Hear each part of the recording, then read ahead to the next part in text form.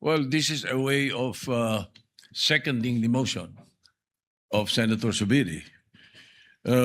First of all, the presentation, or what we call the editorial video that we witnessed, yes. I would like to take exception of my being mentioned there.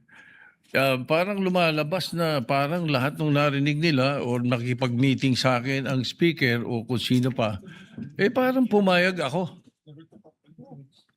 Sana tinanong nila yung source nila, pumayag ba ako? Yung mga binabanggit na idea, I did not even mention it to any member of the Senate. Tungkol doon sa mga ideas of, let's say, a regional Senate and all that. Ito mga idea ng mga tao to eh. Di ba? Kung nakikinig ka, narinig mo yung idea, ikaw ba'y sumang-ayon na? Dahil narinig mo? For example, in my case, I have never been in favor of charter change. Never. From the day I became a senator up to the present, ang dami namin pinagdaanan dyan. Ang mas gusto ko, CHA. C-H-A, not charter change. Ang kailangan natin, CHA, character change.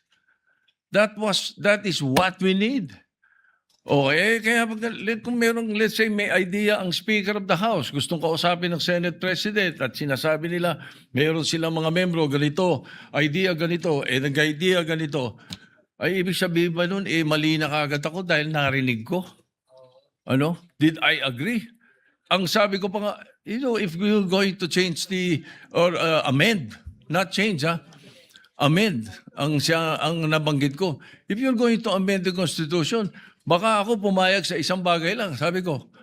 At yun may baga sa in jest ko pa sinabi. Sabi ko, ibaba natin ang edad. Bakit sa Amerika, 35 years old ng presidente? Ang senator, 30. Bakit sa atin 40 and 35? Kaya mali pa rin yung sinasabi doon sa isa sa comment sa the distinguished lady na sinasabi, gusto ko raw iakyat into 50 para ma-disqualify doon sa Sara Duterte. That's not true, Mr. President, Madam President. That's impossible. I never said that. Di ba? And I have nothing to do with the proposal for any elections of Sara Duterte in 2028. For all you know, I might vote for her. Di ba? Ano ba yan eh? Hindi pa pwedeng porque pinag-uusapan, narinig mo, yun na kagad. At saka lalabas dito na para bang ako'y nakikiisa.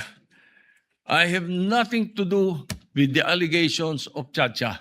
I heard the proposals. I never brought it up to my colleagues, any one of them. Hindi ko binanggit eh. As a matter of fact, there was one time na sinasabi yung meeting daw namin, Senator Lacson was there. He dropped by because he had the board meeting. At tapos sabi ko, tama-tama, nagkamali siya ng pasok. Andun lang kami. Well, it's not a room. It's just the VIP area that's open, very open. Sabi ni Senator Lacson, anong ginagawa niyo rito? Nagkamali ako ng pasok. Hindi, sabi ko, nagkwentuhan lang kami. Sabi ko, at tinanong ko pa siya, ilan ba yung kwartong pinapagawa sa new Senate building? I even asked him that. Bakit? Sabi niya, why? Ito kang kako, yung mga congressmen gustong gawing regional. Gusto nilang gawing 36 ang mga senador. Sabi ko, tatanong ko kung kakasya ron. We were joking. So yung mga source na nakikinig ng mga kwento, parang they make it sound sinister. Mag-ingat po tayo sa mga ganong kwento. Hindi ko sinasabing hindi nangyari. Nangyari. Yung nag-usap kami, nakita kami. As a matter of fact, you will not be surprised. You should not be surprised if I often see Bojidi. Because Bojidi is my golf mate. Ang mga golfing friends namin, every now and then, nagkaka-dinner kami. And during that time, na pinag-uusapan nila yung na binabanggit na nag-meeting daw kami dahil sa Chacha. Parang ganun ang dating eh. That's not true. Ang talagang topic namin was the new TW777 of Honma Meres. It's a new set of clubs that Speaker Boji was telling me that he wanted to buy and asked me if I tried it already. Eh kami mga golfing buddies na grupo. Even Dom Mendoza was there because Dom Mendoza is NPC also. He's the Secretary General of NPC. So pagka nakikita-kita kami almost, every 2 weeks? Every month we have an NPC meeting. We always miss you, Madam President, because you seldom attend. You know? So hindi dapat masamain kung nag-uusap-usap ang mga politiko. Kung may mga idea mga politiko. That's why I really take offense.